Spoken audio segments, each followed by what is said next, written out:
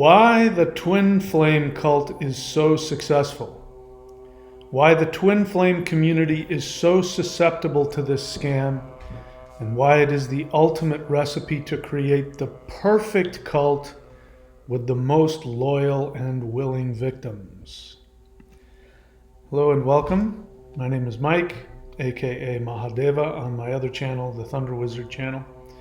I'll probably upload this to both of my channels because it has incredible relevance to the world that we live in today. I won't spend a lot of time talking about it. I talk about it off and on other videos, but we live in a world that has become increasingly, it's chronically narcissistically programmed. So we have people who are programmed from birth to be narcissistically devalued. So we need to know, you have to understand this concept of narcissistic devaluation to really understand how this cult came about and how it became so incredibly, I'll get into some of the details of, how incredibly powerful and destructive this cult still is. By the way, I have not named anybody by name, and I have not named any organization by name, and I will not do that. This information comes from documentaries that have shown up on places like Netflix and others. I'm sure if you go looking for it, you can find the specific organization I'm referring to, but in this video, I am not mentioning anybody by name, nor do I have any intention of implicating any individuals. All right, let's keep going. So what is narcissistic devaluation? So narcissism, people think that narcissists are people who are completely full of themselves and have huge egos and think the world of themselves and love themselves and think themselves to be the most amazing godlike creatures, superior to all other beings. Of course, that is the way that they present themselves. They act as though that's how they experience themselves. But the truth is, the core of people who have real narcissism, and again, many people throw out the word narcissism very cavalierly. Everybody has narcissism. Everybody, no matter how healthy. In fact, you couldn't be a healthy human if you didn't have narcissism, the ability to be self-absorbed and focused on yourself. It's not possible. You wouldn't function. So narcissism, there's nothing inherently wrong with narcissism itself. But people who suffer from narcissistic personality disorder, people who are psychopaths, sociopaths, who are people who run cults, these people do not have huge egos. They do not believe themselves to be God. The truth is that at the core of their identity is absolute, complete, total insecurity. They are constantly on the verge of feeling like they are going to die. They need what is called narcissistic supply, which comes from other people, which can be anything, but very often in the case of grandiose narcissists, there's all kinds of narcissists, by the way. Most people, when they talk about a narcissist, they're talking about a grandiose narcissist, a malignant, grandiose, psychopathic narcissist, but there's all different kinds. But the malignant, psychopathic, grandiose narcissist, they get their supply from other people, worshiping them, as well as they get their supply from being able to have control over other people. All right, so we need to get our definition straight here. So narcissistic devaluation is what a narcissist does in order to keep you in his or her sphere of influence.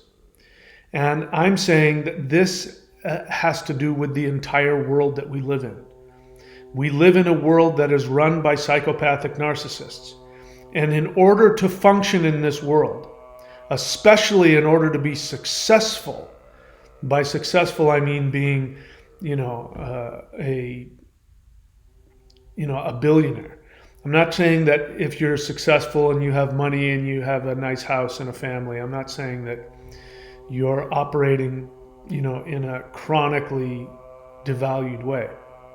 But in order to want to be a big movie star, wanting to be a big wig on Wall Street, wanting to be extremely powerful, you have to be narcissistically devalued, and you have to be supplying your energy, your soul, in order to gain that success. Because the society that we live in is designed for one thing. It's an upside down Ponzi scheme. Or actually, it's not upside down, sorry. It is a Ponzi scheme.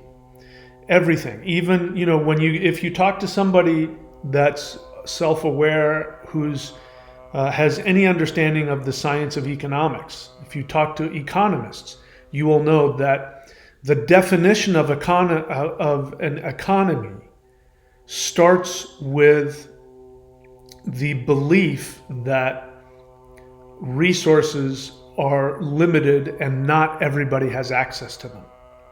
That's the fundamental assumption. That is a programming technique used by narcissists.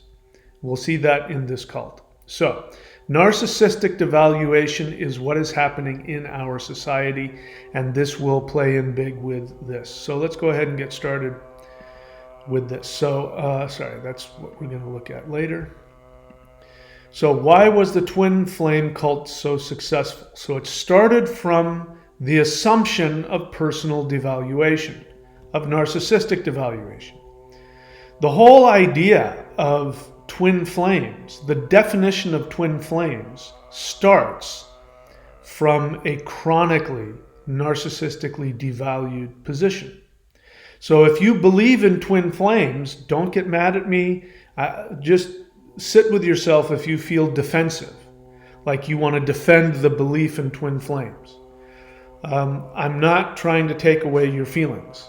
I know that your feelings are real and that they are so powerful that they have developed to a point where you need somebody to mirror back to you what you're feeling with this belief of twin flames.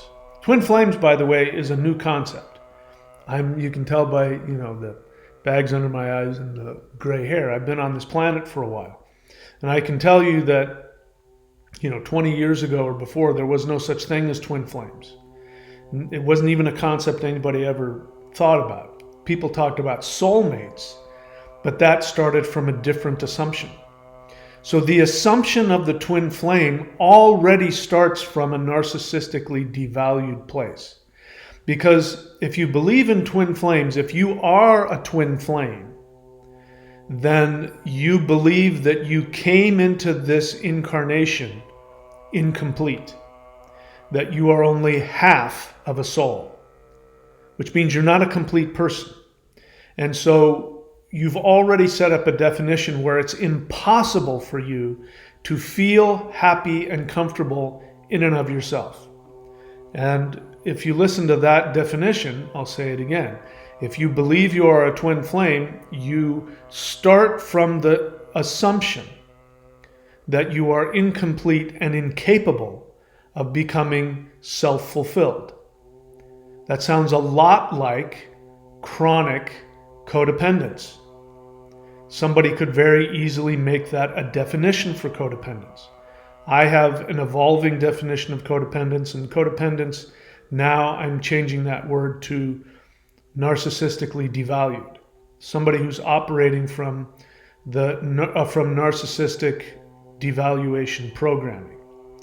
When you use the word codependence, people feel they're being labeled. They feel as though they have some kind of an illness. They feel, again, what it does is it appeals to their codependent experience of feeling devalued.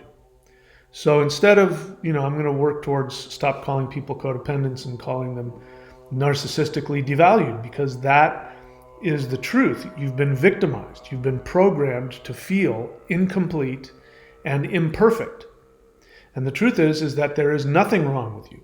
You, in fact, the opposite of twin flame is the assumption that you are completely, totally valuable simply because you exist.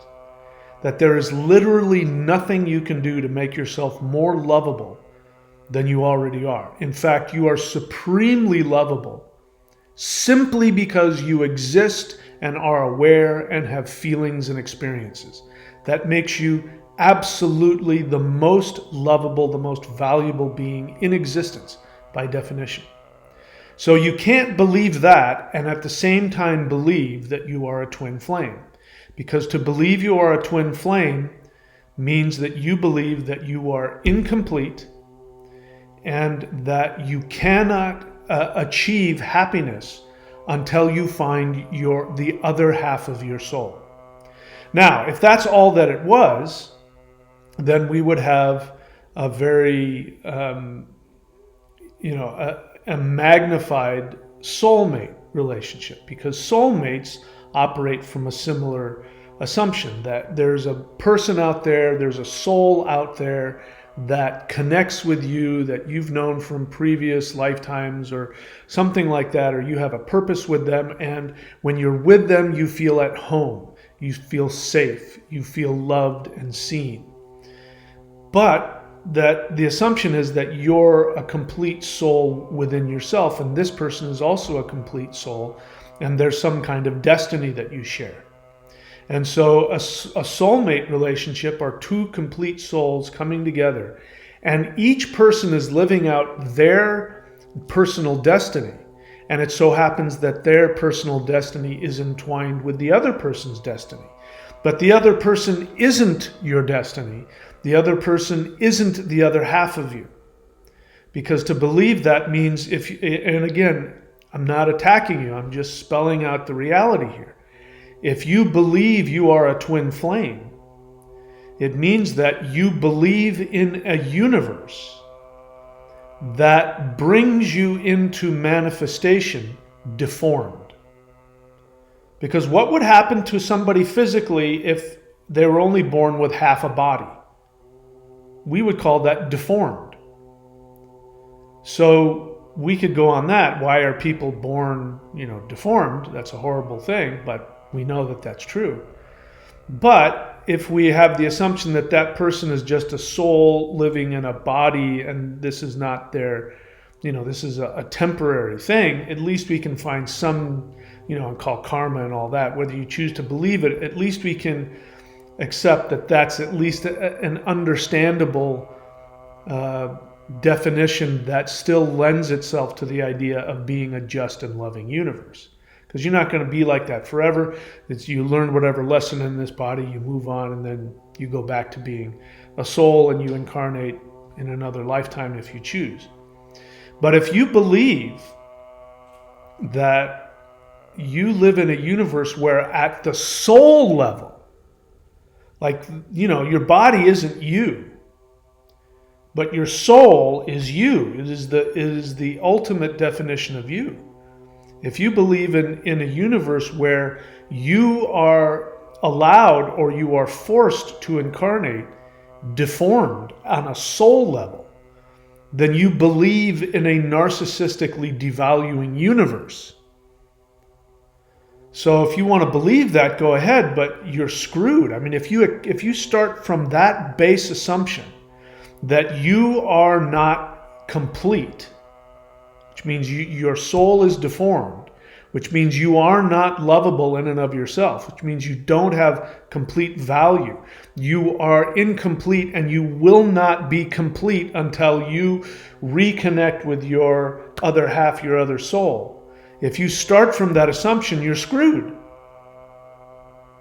Because the universe obviously is a sick place, and whatever, source you want to believe for that is a sick, narcissistically devaluing source.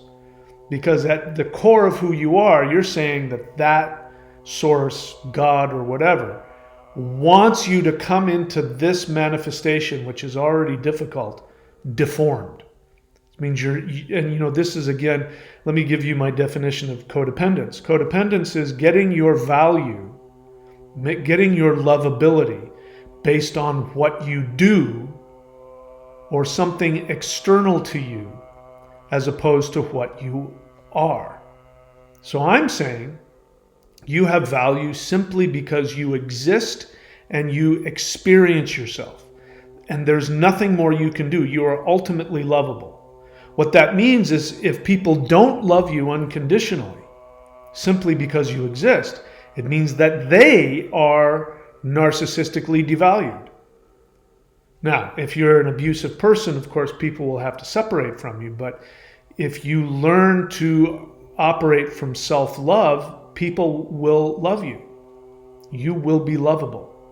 Unless, of course, they are narcissistically devalued, and then you will be a challenge for them. Anyway, we're getting in the weeds here. So, twin flame cult was successful because of people who get involved with it start from the assumption of personal devaluation.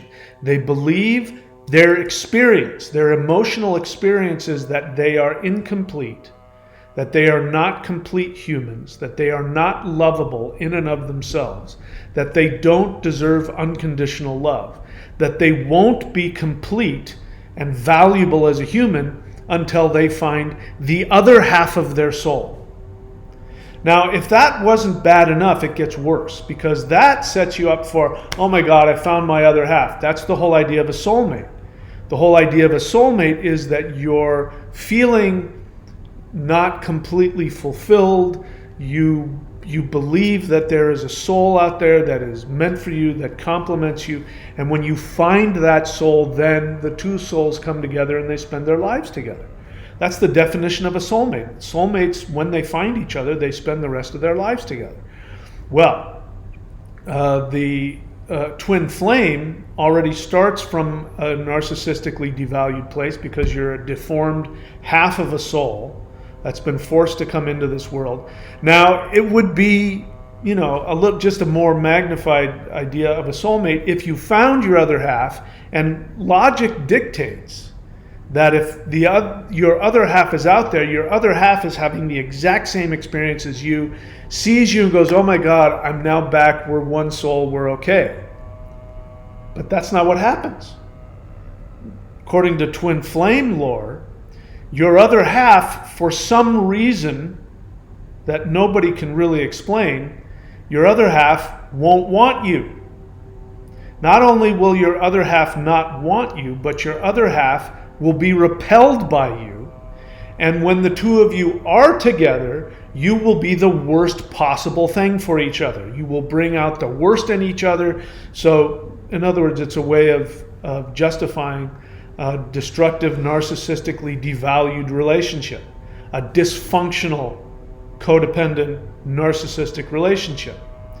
And people who believe in twin flames, this is part of their belief system. So why would somebody choose to believe something so completely irrational?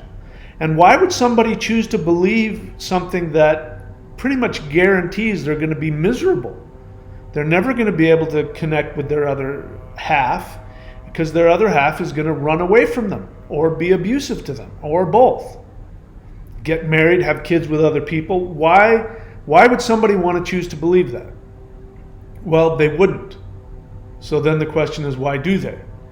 They do because that is their experience. And what is their experience? They're starting from the assumption of narcissistic devaluation, which says they are not lovable in and of themselves.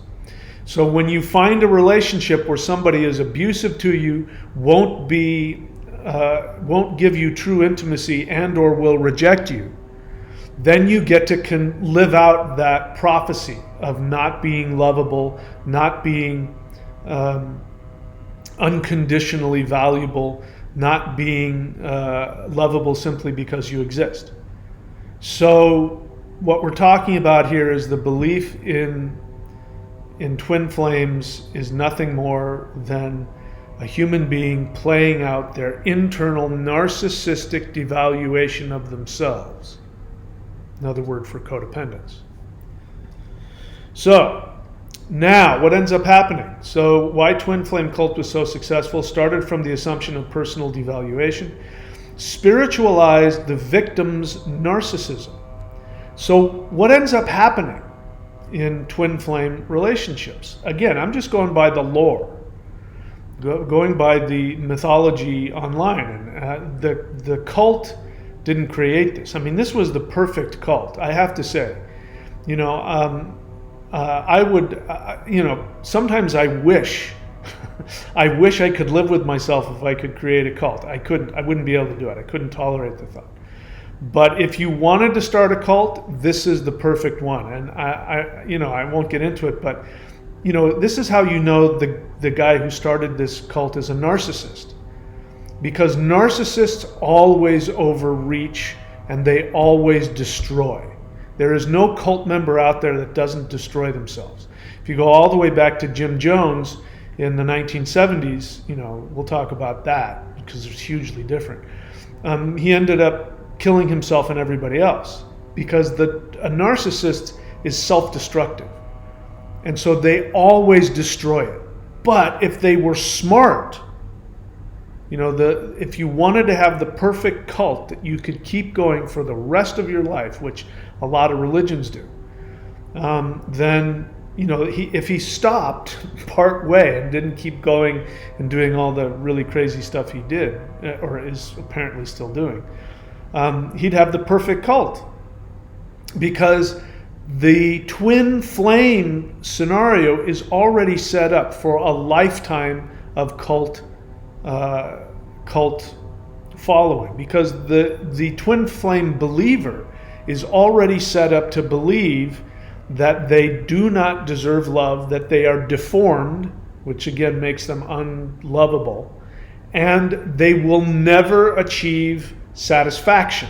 That's their unconscious belief. Now you can tell them, you can create a cult where you say, you can have perfect union with your twin flame and I'll help you. But even if they don't, which is their internal unconscious belief that they'll never, because they believe that twin flame will repel against you, brings out the worst in you, it'll never work, blah, blah, blah. So if that happens, you can go, well, of course, it's your twin flame.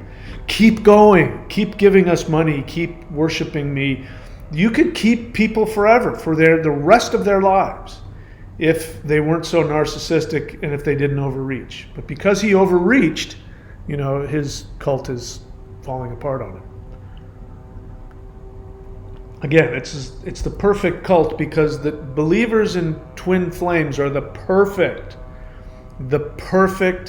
narcissistic devaluation victim. You couldn't find a better one. They're built in to continue to devalue themselves. Anyway, so he spiritualized their narcissism. What is the narcissism? The narcissism is, again, we're going by twin flame lore, which is not soulmate lore. Twin flame lore, mythology, says that your twin flame is going to be unconsciously resistant to you because it's too real, man. It'll bring out you'll have to face yourself and become spiritually awakened, and your ego will get in the way and all of that. So, to believe when your twin flame has moved on and they're married to somebody else and they have kids, and to believe that, it blows my mind when I've researched this stuff and I hear people talking about my twin flame has moved on and is married now, and is married to a karmic, meaning it's not a twin flame, and they're lying to themselves. And, the assumption is the narcissistic assumption is that person should be with you. That person should leave their wife and their kids and come and be with you. And if they were only honest with themselves. And then what's crazy is they'll create this relationship in the astral plane. And so then they know that in the physical plane, their twin flame is, with somebody else, married and has kids with somebody else. So they'll go off and have these fantasy relationships off in the astral realm and tell themselves, and if I keep doing that, he'll come around. That would be the perfect setup if you created a cult. I'm just thinking about it now. If I were to create a cult, I'm not going to do it because the universe wouldn't tolerate it. But if I did, that's how I would set it up. I would set it up so that I was creating spiritual practices to help you fulfill and keep giving you the hope that if you are perfect in your spiritual, astral exercises, that they'll come around. And if they don't, it's not because of you, it's because of them. But if you do it right, they'll come to you. I mean, you could keep people in that for the rest of their lives. They'd give you all of their money. Anyway, this guy's an idiot for not doing that if what he wants is to create a cult. And according to the Netflix documentary, apparently before he did this, he was looking for a way to be rich, to just be filthy rich. So obviously, clearly the guy's a narcissist. He's got narcissistic personality disorder. And as I said, people who have that mental illness, they always end up destroying themselves. They always overreach, the NXIVM cult. Again, that guy had the perfect, another perfect cult. He could have kept that going for the rest of his life, but he overreached, as they always do. Because inside of the person with NPD, there is a black hole of emptiness that can never be filled. No amount of power, no amount of money will ever make them feel better. The more they get, the more that they want. And so they end up completely destroying themselves. All right. So he spiritualized the victim's narcissism. The idea that somebody moving on and having kids should leave their wife and their kids to be with you is incredibly narcissistic. I mean, because you have no empathy for anybody else. You have you don't even have empathy, enough empathy to go, it's possible that I have feelings and that person doesn't. There's so much narcissism going on that because you feel this way, then the other person must also. They're just not owning up to it. And what is this? It's childishness. I can remember being in junior high school and falling in love with girls in junior high school. And because I was having such an intense experience, it felt like the truth. It felt spiritual. It felt like destiny. And of course, if I was feeling that this person was, my soulmate, then of course they're feeling it. If I'm feeling it, you're feeling it. That's narcissism. Self-referential narcissism, that everybody else is just an extension of you. Whatever you feel, So this is all that's happening here. People who believe in twin flames and they've found somebody that they've determined within themselves, they've decided that the person is their twin flame. Then, the idea that that person can't have their own feelings and not be attracted to them. And more than that, they get involved with somebody else, get married and have kids, that's illegitimate. And then to want to take them away from that, take them away from their spouse, take them away from their children, is incredibly narcissistic. So this person, by wanting to make a cult out of the twin flame belief system, spiritualized their victim's narcissism. They spiritualized their victim's codependence. So, the difference between the twin flame believer and the cult leader is that the twin flame believer, what makes people truly believe in twin flames, is their codependence. And what is codependence? That's just another word for narcissistic devaluation. Narcissistic devaluation, again, is when you have been programmed to believe that you are not lovable simply because you exist. It means you're imperfect. Again, twin flames believe they're deformed on a spiritual level, that they're only half of a soul, which is being spiritually deformed. It's ugly, unlovable, frightening. Nobody wants that. Would you want that? Unless the person was your other half, no. But if you're a fully complete person and you're going through the world and you're a complete soul and somebody comes along and says they're only half a soul, do you want to meet all my needs? You're going to be like, no, thank you. That doesn't sound like a whole lot of fun. If you're only half a soul, how are you going to be able to give to me? It's not going to, I don't want anything to do with that. So you've set yourself up so that the only person that can love you is your other half, because nobody else is going to understand you. Nobody else is going to be able to meet your needs. This is why people who believe in twin flames talk about the intensity. The twin flame relationship is more intense. Well, it's more intense because of your intense need, your unfulfillable need, which is nothing more than narcissistic devaluation or codependence. The guaranteed, so the twin flame cult guaranteed the victim's fulfillment of impossible expectations. We already talked about this, but the definition of the definition of twin flame is that your partner will never truly be able to love you and accept you, which means you've set yourself up to constantly justify why you can't ever be with them. In fact, you're setting yourself up so that that will be the case, because you're already, if you believe in twin flames, you believe that your twin flame can't. They don't want to be with you. They're repelled by you. It's too real, man, and their ego won't let them, and all that other stuff. Which is, again, not what soulmates. Soulmates is the opposite. Soulmate is, I'm complete in myself, but there's a person I have a destiny with, and when we meet, we are going to want to be together for the rest of our lives.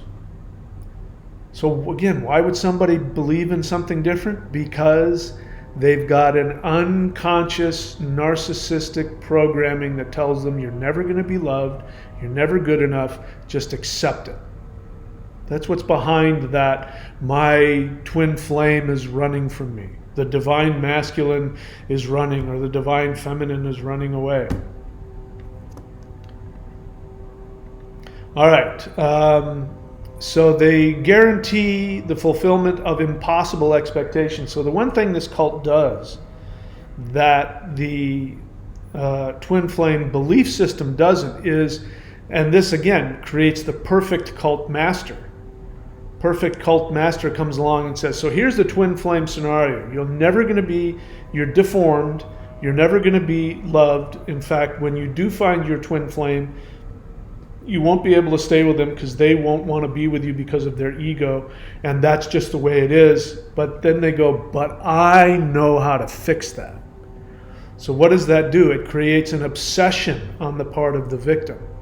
It creates an obsession that puts them in that hamster wheel of addiction, because that's what addiction is. You get a little bit of taste of it and it's never enough.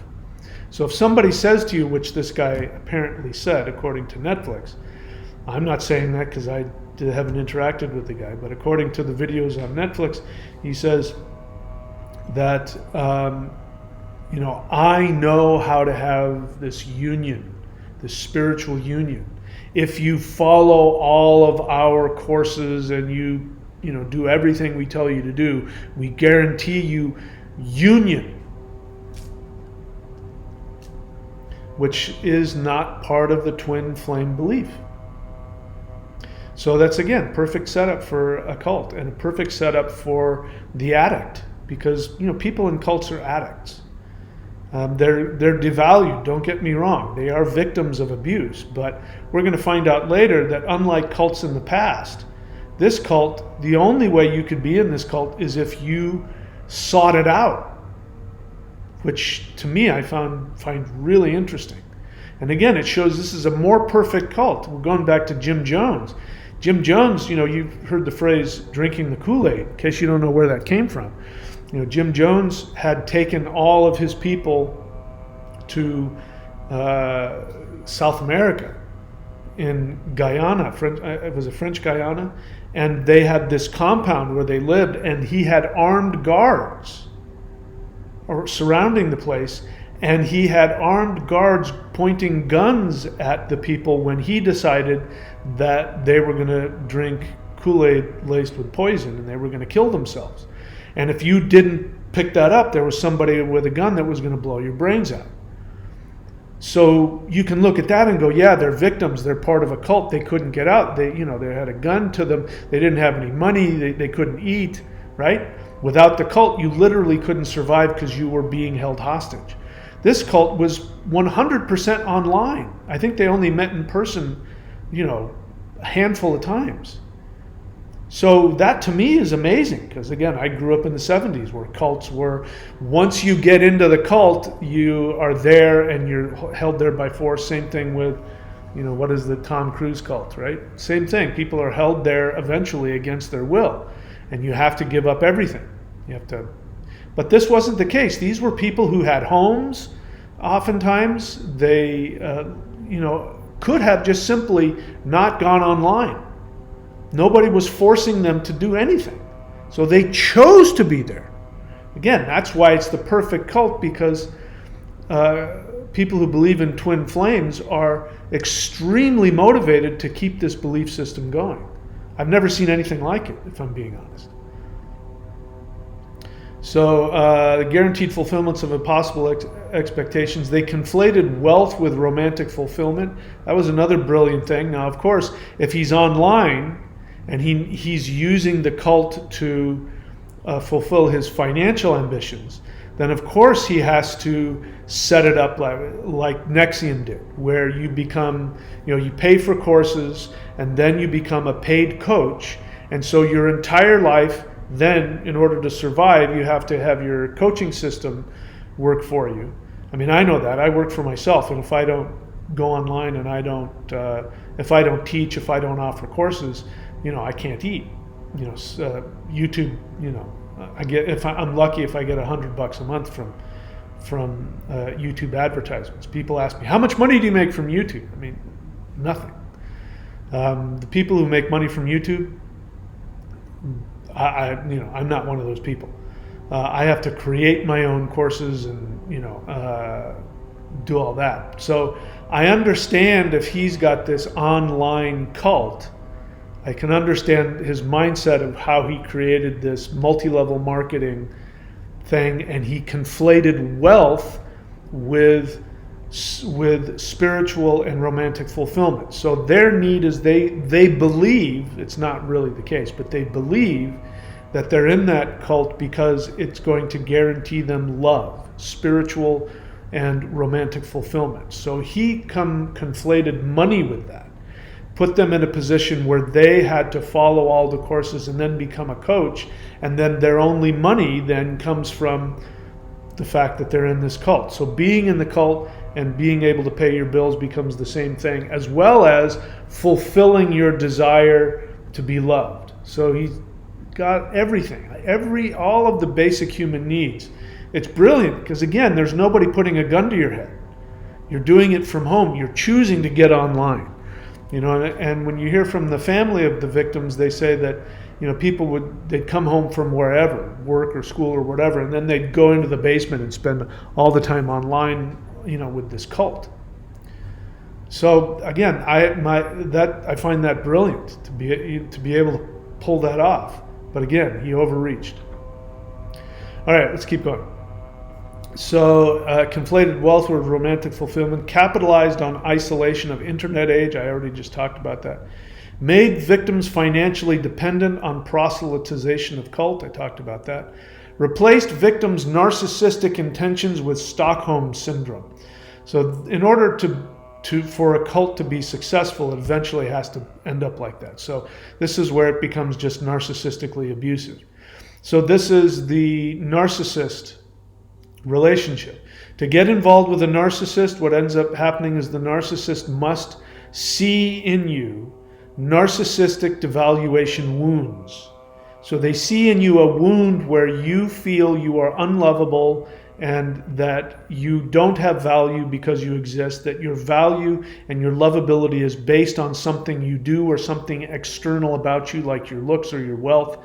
And that creates a deep need to feel the same kind of unconditional love that children get from their mother. So the thing about narcissists, the reason why they are so powerful is that they know what your childish wound is, and then they meet that. Healthy people don't do that, which is why if somebody is, a narcissistically devalued or a codependent person, they're going to be bored or turned off by healthy people. Healthy people, first off, they don't love bomb you. They want to get to know you. They don't know you well enough to tell you you're the most amazing person in the world if they've just met you 6 hours ago, because they don't know enough about you. They haven't experienced you enough. But if you have this need to be seen and loved and be worshipped, which is the feeling that babies get from their mother, because mothers do that. They absolutely, love and worship their child. This is the most beautiful child, the most unique child. This is, and you get this feeling from your mother that you are unique, that you are loved simply because you exist. If you don't get that, then guess what? You're being set up on some level for narcissistic devaluation. So the narcissists are, because they have the same issue. They don't have this. They don't feel valuable in and of themselves. So they have psychic abilities to know what your buttons are that will make you feel that. And once you feel that love, you will unconsciously bond to the narcissist as powerfully as an infant bonds to the mother. You think it's love. You conflate it with love. And if you're really devalued, you will conflate it with twin flames, because twin flames will say, this is more intense than normal relationships. Normal people don't feel this intensity. Well, they did when they were infants, but they're adults now and they feel it in an adult way. So you're right. If you're feeling it at that level of intensity, what it means is that you're operating from your unresolved infantile need for your mother. So the narcissist will, whether they're male or female, whether it's a heterosexual or homosexual or pansexual, whatever kind of sexual relationship you want, regardless of the sexual identity of the relationship, the narcissist will take on the role of your mother and make you feel completely seen and loved, like only a mother can. So that's what makes it so intense. Because what happens to infants when mommy's not around? They scream, cry. And as we've said many times before, the fastest way, it's been proven, the fastest way to kill an infant is to withhold love and attention, to neglect them. That will kill an infant faster than anything, faster than starvation or cold or heat. And I've talked to you about in the Middle Ages, the king who wanted to find out what the original language was. He had orphaned infants put on an island with a bunch of nuns and told the nuns at pain of death that they cannot interact with the child no matter what, except to feed and to clothe and to wipe their butts. Outside of that, they were not allowed to speak, they were not allowed to interact, touch the child, interact, and every single one of those infants died. So imagine those poor nuns sitting there as a room full of infants are scream crying because they're not being communicated with, they're not being loved. Imagine how difficult that must have just been horrific for them. So the narcissist knows that, taps into that, and that's what the love bombing is about. And once the bond is created, then they flip the script and then they exacerbate your feeling of not being good enough. That's the abuse part. So the intermittent reinforcement that happens is you are love bombed, which bonds you to them. In the beginning, it's always that. You're bonded to them, and then after the bond is there, then they neglect you, they abuse you, and by abuse, they tell you you're not good enough. You have to do this to get my love. You can get my love if you just do this, and then it'll be perfect enough. Again, this is religion. Religion says if you're perfect, God will love you. And if you're a cult leader, you say, if you're perfect, I will love you, and then you'll have everything. Or if the desire is to be loved and you're promising them that they will find love and fulfillment, but you put the gaslit narcissistic abuse on them by saying, well, if you don't have it because you haven't done the work, you haven't looked at yourself. And so again, this mirror exercise is perfect if you're familiar with it. So this exercise they use is called the mirror exercise, which is nothing short of teaching you how to gaslight yourself out of your experience. So the way it works is that whatever's bothering you, you replace the pronouns so that it comes back to you. So in other words, you say, I'm angry at my girlfriend because she's not sexually attracted to me and doesn't want to fulfill my needs. You change that into, I'm angry at my girlfriend because I'm not attracted to myself and I don't want to fulfill my sexual needs. So it becomes your fault. So if you learn how to love yourself correctly, then she'll come around and want to give you what you want. So again, it's very narcissistic. You'll get what you want as long as you gaslight yourself and tell yourself you're not good enough, right? So it doesn't matter what it is. They can just turn that on you. If you're mad at the cult leader because they're abusing you and taking all of your money, and you say, well, I'm mad at myself because I'm abusing myself and taking all my money. Oh, so I'm sabotaging myself financially. It's not because I'm giving all my money to the cult leader. It's because if I really loved myself, I would have so much money I could give it to him and have money to spare. It's the perfect narcissistic way to keep somebody just self-referentially abusing themselves, which makes them want to stay. Gives them that thing, if I'm only perfect, and this person, this religion, this relationship is my path to being perfect. If I just perfect myself, then I'll have everything I want. And if unconsciously you don't believe you deserve everything you want, then what are you going to do? You're going to keep recreating a scenario, or you're going to seek out a scenario where you're never fulfilled, which is what cults do. Cults basically say, we're here to help you fulfill your unconscious desire to never get what you want. But we'll tell you you can get it, and then we'll keep gaslighting you so that you never get it, and that you're addicted to feeling unworthy, so you'll stay with us, which is really what it is. It's addiction. Made victims financially dependent on proselytization of cult. Replaced victims' narcissistic intentions with Stockholm Syndrome. Okay, so I pretty much talked about that. So how can we heal from narcissistic devaluation? We start from the assumption of divine infinity of your soul. That is the opposite of the assumption that people have who believe in twin flames. So bear in mind, what's perfect about this cult is there was already a belief that had been created by people's own self-devaluation, and it was really powerful. It's still powerful. I mean, you can go online and you will, no shortage, absolutely no shortage of people who believe in twin flames. So remember, what did we say? Belief in twin flames is the assumption of personal devaluation.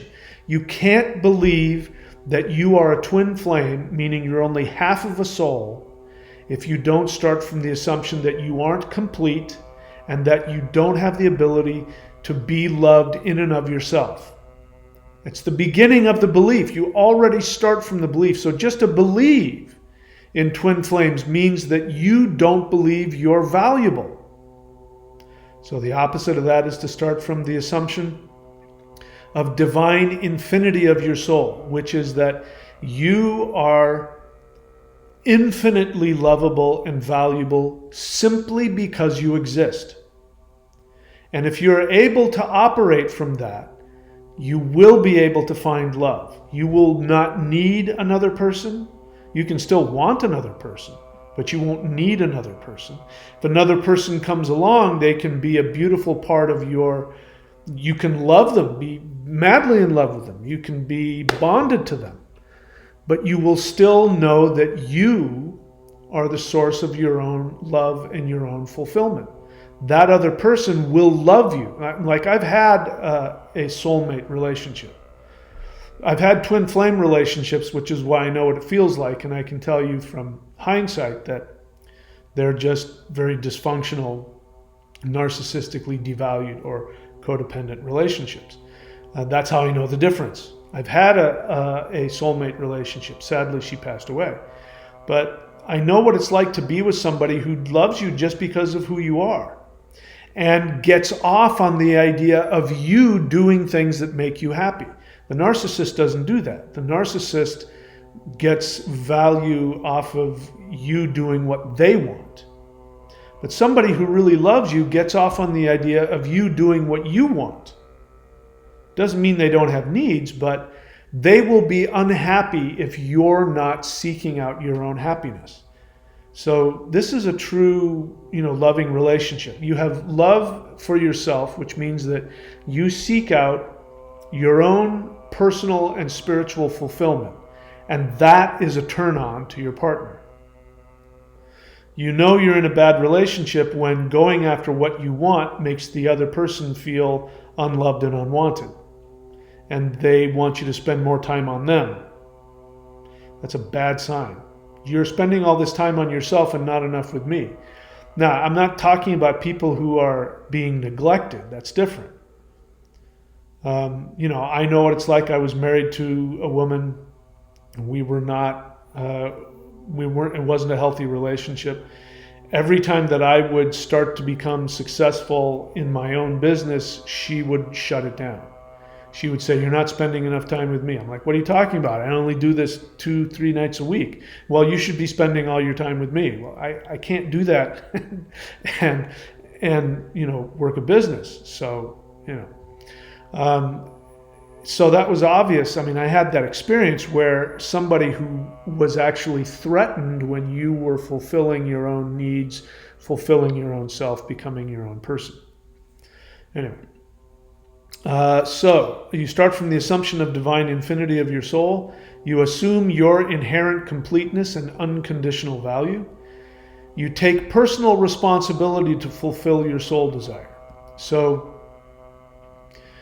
that is what this guy is doing in this cult. He's telling people that they're doing that he's got the answer. And if you just, put the time and do the work, you'll get what you want. If you're not getting what you want, there's something wrong with you. You're not doing the work. But again, the assumption is he's got the answer, like he's God and he, in fact, then started saying he was God, saying that he was Jesus Christ or something like that. So, again, people's codependence is now turned into this, cult-like worship of the person and the belief that that person has the ability to fulfill your needs by giving you the tools to be able to meet this other need inside of you, which you call, your twin flame relationship. So instead, you take personal responsibility to fulfill your soul desire. So what I teach on my Thunder Wizard channel and in my book, I have a book, The Shamanic Secret Commandment to a Perfect Life. You can go get it on Amazon, Kindle, or Audible. You can also get my books at michaelwilliamdenny.com, Denney. But if you can remember the title, you can just type in The Shamanic Secret Commandment to a Perfect Life. I know it's a long title, but if you look for that, in that book, what I teach is what I've experienced for myself, which is that I finally came to the realization that I was broke and miserable. I had just gotten out of a horrible marriage, the one I already talked about, and I came to the realization that I didn't want to live in an unjust universe. And the idea that I had to live in a universe where I had to, and by that time I was 50 years old. It wasn't like I was a kid. I mean, I lived life. I've done everything that, I did all the job things. I did the career thing. I had the equivalent of a PhD, college education. So I did all that stuff that society told me to do. If I did all that, I'd be successful. And I wasn't. I was broke and I was miserable. And here I was at 50 years of age. And, the only thing that I was really qualified to do in the job market was to go do some labor job, work at Walmart or work as a waiter. And I'm getting too old for that kind of crap. So I just decided that I wanted to live in a universe that was just. And in a just universe, you are given value when you follow the things that give you personal joy and satisfaction. And so I made that my decision. I said, I'm going to do what I want, and I'm going to figure out a way to turn that into a business, which is exactly what I did. And so then I teach that to people. So I use the term soul desire, which is different from what most people think when people say, what am I meant to do? They'll ask, what is God's will for me? What job am I supposed to have? And they're not asking, what do I want to do? As opposed to, somebody like Kelly Slater, who's, a very successful person, and he spent his entire life doing what he wanted to do, which was to surf.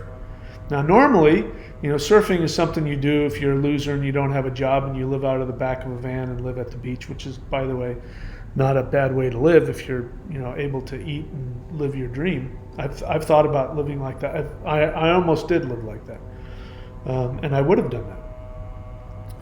And everybody nowadays, especially with the internet, if you follow what you love, you can turn it into a business. So my assumption is, and I live on this assumption, I take action on this assumption, is that if I only am completely ruthless about what I want to do and what makes me happy, the universe will provide me with everything I need to fulfill that.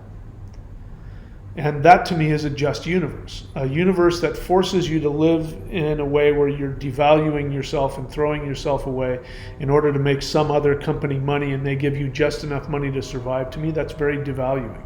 Unless you enjoy your job, in which case, by all means, go work for that company. If working for that company gives you happiness, by all means. But as I said, in the beginning, our world is created on, our society is created on self-devaluation. You have to pay taxes. What is that? I mean, that's that's the mafia.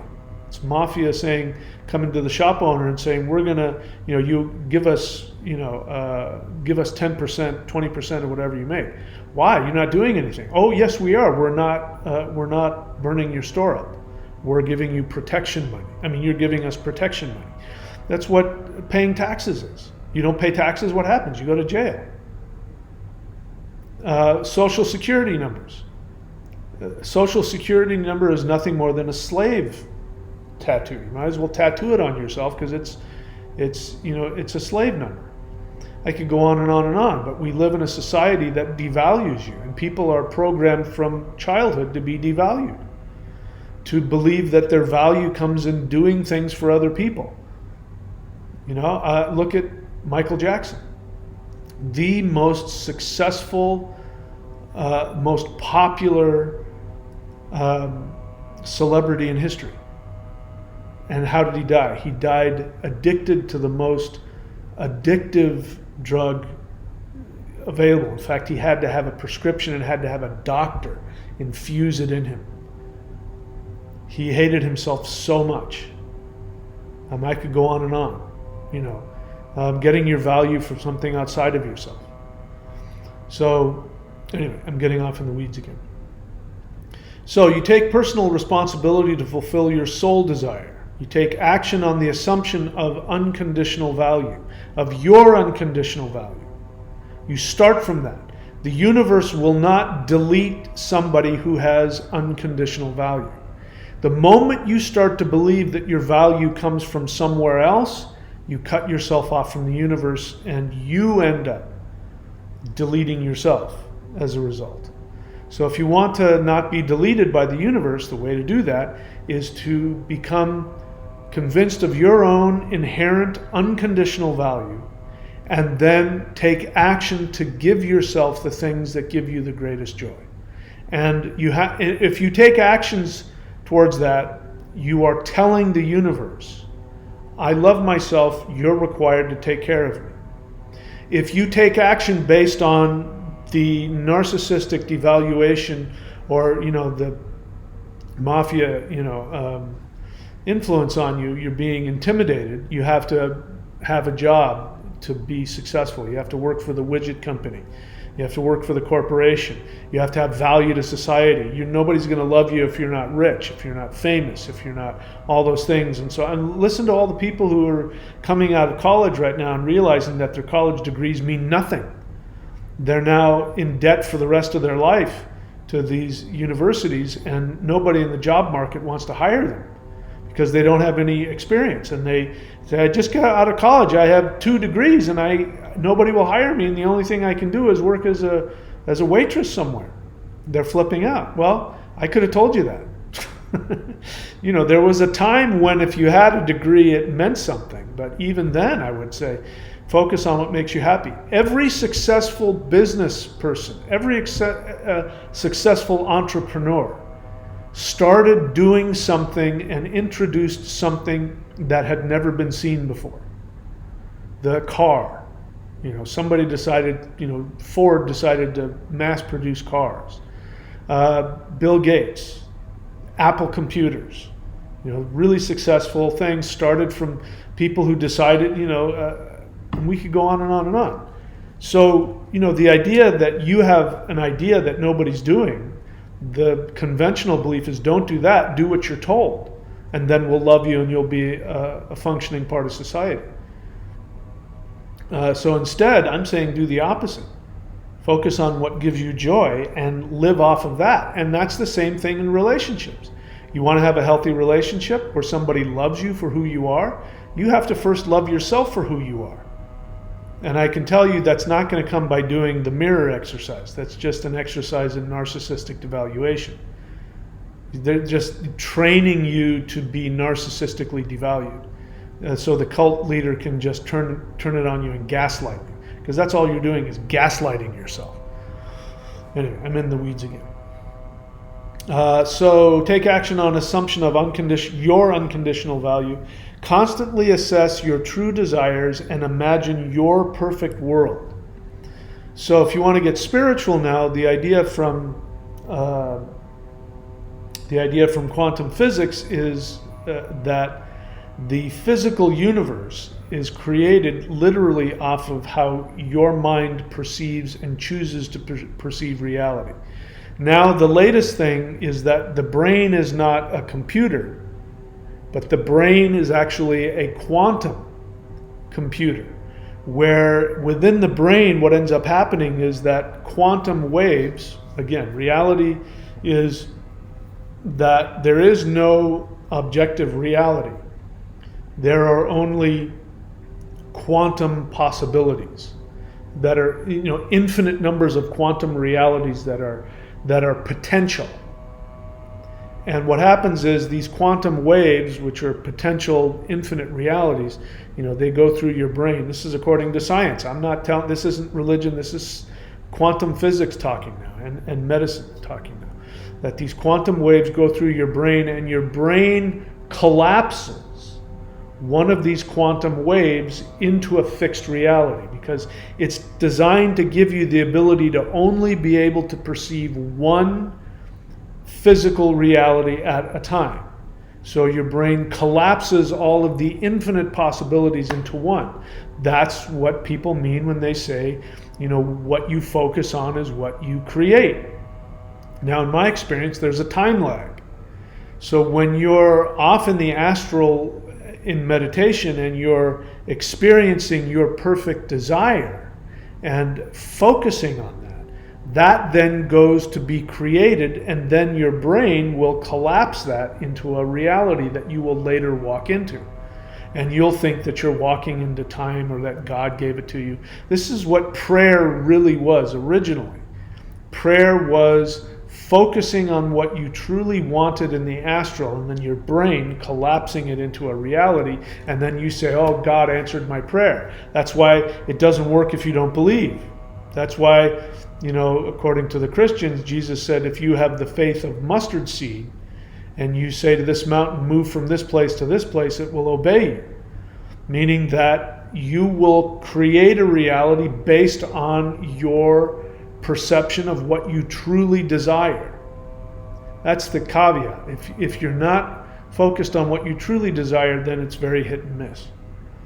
But sadly, because this is a testing ground, Earth, again, from my spiritual understanding, Earth is for us to test ourselves, to see how we can grow in our powers of manifestation. Our soul wants to learn how to manifest more, so it came into the Earth plane to have a very difficult, challenging environment, so that you had to get in touch with your true self so you could learn how to manifest your true reality. It's the whole reason for being here. So anyway, off in the weeds once again. So constantly assess your true desires and imagine your perfect world. So I do this all the time. So I've achieved my fantasy many, many times in my life. In the past 10 years, since I started living this, I have achieved it over and over and over again. And so what ends up happening is that if I'm not just having my bliss and just blissed out and enjoying my life, if life gets a little boring or a little challenging, I start to go, okay, what is it that I truly want? and I will go inside because it's challenging to know what you truly want, because you're constantly being narcissistically devalued to feel that you're a good person if you want what other people tell you you want. That's why people end up doing jobs they don't want to do. And people will feel like, I need to go get a job, I need to go to college. You know, if you want to get a job, go to college, go, by all means go do it. But people do it because their parents told them to do it, or they feel they're not a good person. You know, I remember hearing a guy say that he needed to go get a mortgage and buy a house. And I said, why? He said, well, you know, I'm 40 years old and you know, I need to be a functioning person. I said, you're not functioning now? I mean, I didn't end up having this conversation, but I would have said to him, so you're not functioning now? I mean, you look like you're functioning to me. You got a place to live? I know that he did. So you've got everything a person has who has a mortgage, except that a mortgage translates as death grip. You're giving away your money to the bank who really owns your house. You're renting your house from a bank, but you're completely responsible for it. If you stop paying rent, you will be responsible for the rest of that debt. If you lose your job, they will take your house away. They won't give you back 1 penny of the money that you've put into it. They won't pay you back for any of the repairs that you've done, the upkeep that you've done. You'll get nothing, but you will have potentially given away tens of thousands of dollars. So how is that making you more successful? Well, because you've been told if you have a mortgage, you're a successful person. You're investing in property, you're a successful person. You want to invest in property, go ahead, I got nothing against it. But bear in mind, if the government wants to come along and take it, they can. You know, the government has the ability to come and take away everything that you have. If they, you know, they can come up with a law to decide to do that. Look at what's happening in Lahaina, if you don't believe me. So again, it's very difficult because people are programmed to believe that what they want is what the narcissists are telling them what they want. We live in a narcissistic society. So the way to go against that is to go after what you want and take action based on what you want. And my belief and my experience is that the universe will always provide you with what you need, because you are God in the flesh. And if what God wants, God gets. The difference between that and a cult is that the cult leader is God and you're just some schmuck who's trying to please God. And I'm saying you are God. Again, quoting from the New Testament, the kingdom of God is within you. Jesus said, don't you know that you are God's? Now, I'm not a Christian, but I can pick and choose, cherry pick whatever verses I want, like most people do anyway. So you can use that. If that happens to be your spiritual tradition, you know, you can take that as, you know, here's the scripture, the gospel that said that you are God. So if you are God, it means that the universe has to obey you. But the caveat is, if you're not operating from your true soul desire, then the universe is going to say, that's not what you really want. And you told me I had to give you what you really want. And so then your experience will be, the universe is this empty, cruel place. And, you know, there are false beings of light trying to steal my joy and trying to force me to reincarnate. I'm saying there are false archons without a doubt, but they're humans. They're not out there. They're down here. So you want to overcome them? Become your divine self. And you can't do that if you're not living your deepest joy. It's okay if you're struggling with that. And that's, you know, part of what I do on my Thunder Wizard channel, is to teach people how to experience that. All right, so seek healthy relationships that mirror your internal values. We already talked about that. Make your happiness first priority. We already talked about that. And we also said, realize that nothing outside of you can fulfill you. Nothing outside of you can fulfill you. Why? Because you are everything. This is the message of all mysticism and all true religion. You know, the kingdom of God is within you, that you are God. And any religion that tells you otherwise is narcissistically devaluing you. And here's the other challenging part about this three-dimensional world.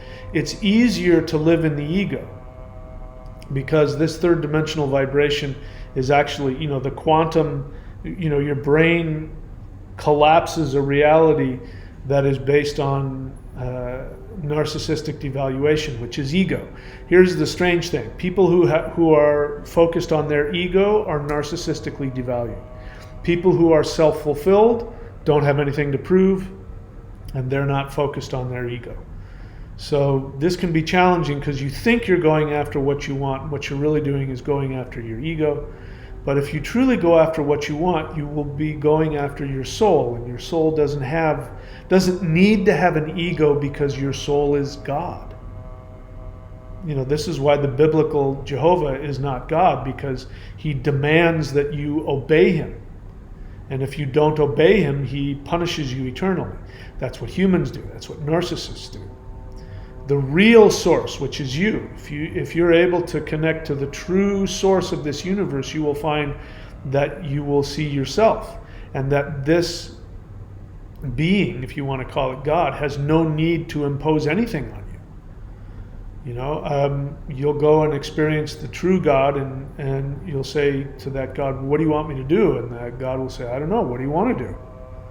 Why don't you should do what you want. If you do what you want, you'll make me happy." So there's no commandments. That's why my book is the one commandment. The one commandment is you have to follow your deepest soul desire. And if you don't, you will end up creating a reality where you are punished, because you will punish yourself for that. So anyway, we can go on and on. If you want to learn more about that, you can go get that. So if you want to learn more about the stuff that I do to help you, you can go to thunderwizard.com and subscribe. Subscribing for free, by the way, won't get you anything. There are other subscriptions that give you stuff. You'll get something if you subscribe there. And you can also find advanced practices and teachings at the shop at thunderwizard.com. The other thing I'd like for you to remember is that on my Thunder Wizard channel, every Wednesday and Saturday at 8:30 p.m. Eastern Time, you can see it there in the bottom right-hand corner of the picture, is the live guided interdimensional meditation to bring the 5D solar flash event. So that's free, doesn't matter who you are, show up and I guide you through this meditation to help you to connect to higher dimensions, to higher dimensional beings, to find out who you truly are. And so again, every Wednesday and every Saturday, 8:30 p.m. If you're not able to make it live, don't worry, because they're archived. You go to the live section at Thunder Wizard YouTube channel, the Thunder Wizard YouTube channel. In the live section, you will see the live interdimensional meditations. And I should probably start titling them so you can know what the point of those are. But anyway, you can you don't have to be there live. You can do the recorded versions. So that's the most important, powerful thing that I'm offering you. Again, it's free for everybody. I would love to see, right now we have between 20 and 30 people who show up to those the live ones. But I'd love to see hundreds and thousands of people doing these live meditations. We would absolutely change the world. So you're invited to come and be a part of that. Again, Thunder Wizard YouTube channel every Wednesday and Saturday at 8:30 p.m. All right, so that's it, my friends. I wish you all the best. Thank you so much for showing up. Please remember that you are the most important being that has ever existed. You have value simply because you exist, and for no other reason. And know that the entire universe was created solely for your pleasure. And when you live your life focused on your first priority is your happiness, fulfilling your soul's desire, every conscious being in the universe evolves when you do that. Even if you have people in your life that get mad at you because you're not feeding their narcissism, you are still being an example of how to truly be happy. And so they're actually being fulfilled and evolved from that. The gods themselves, when you go after your deepest desire, the most powerful gods get on their knees and worship you. because when you do that, they expand in knowledge as well. So that's it for me, my friends. I wish you all the best. I love you. Please take very good care of yourselves until I see you next time.